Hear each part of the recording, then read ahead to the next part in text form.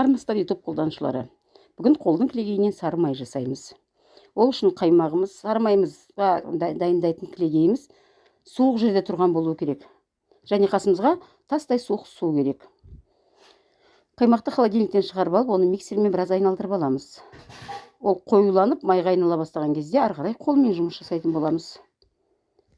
Қолмен біраз шайқап, майы сары суынан ажырай бастаған кезде кішкене суық су құйып, оның судан майды сығып аламыз. Оны домалақтап, дайын тұрған тарелкамызға сала бастаймыз. Бұның суы, майдың суы, су азақ қосылғандықтан блины жасауға жарайды, сырникеға қосуға болады, тағы басқа не қосуға болады. Міне менің майларым қазір домалақтанып шығып жатыр.